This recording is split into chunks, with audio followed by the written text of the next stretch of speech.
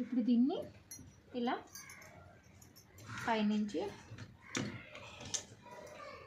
పాదం పక్కన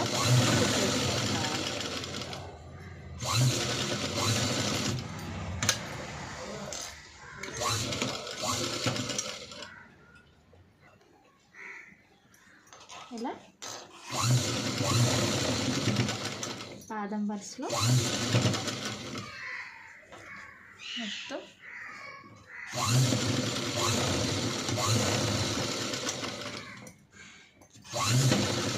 కుట్టుకు రావాలి. లైనింగ్ నీట్గా ఫోల్డ్ చేసుకుంటూ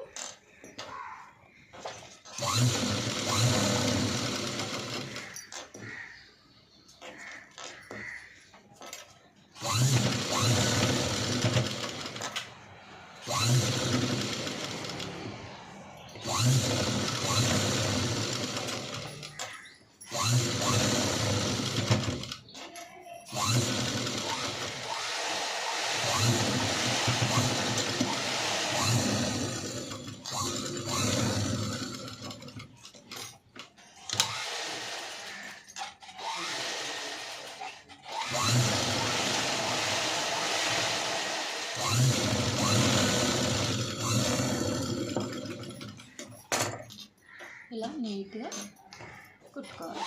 దీనివల్ల ఏంటంటే వేస్టేజ్ అనేది మీరు చూస్తున్నారు కదండి, వేస్టేజ్ అనేది అసలు మనకి కనిపిస్తుంది. మామూలుగా చాలామంది ఇలా బయటికి వదిలేస్తారు కదా, ఇంకా అలా కాదు. ఇలా వేస్టేజ్ అనేది కనిపిస్తుంది, చాలా నీట్గా వస్తుంది.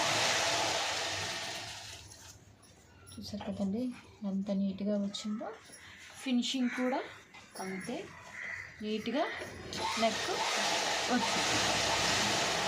ఈసారి మీరు బ్లౌజ్ కుట్టినప్పుడు ఖచ్చితంగా ట్రై చేయండి, చాలా నీట్గా వచ్చింది. ఇప్పుడు నేను నడుముకి పైపింగ్ వేద్దాం అనుకుంటున్నానండి. దీనికి నడుము కాబట్టి స్ట్రైట్ పీస్ అయినా అయిపోయింది.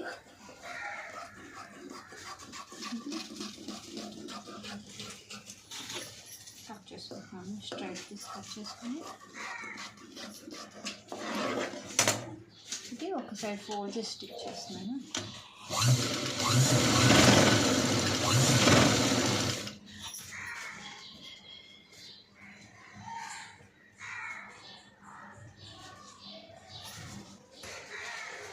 ఇలా ఒక సైడ్ స్టిచ్ చేసుకొని ఇప్పుడు ఇలా ఒరిజినల్ తీసుకొని ఈ ఒరిజినల్ మీదకి ఈ క్లాత్ పంపిస్తున్నాను.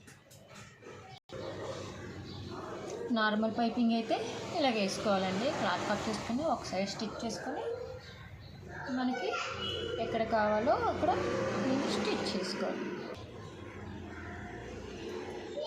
నడుము దగ్గర ఇలా స్టిచ్ చేసుకోవాలండి.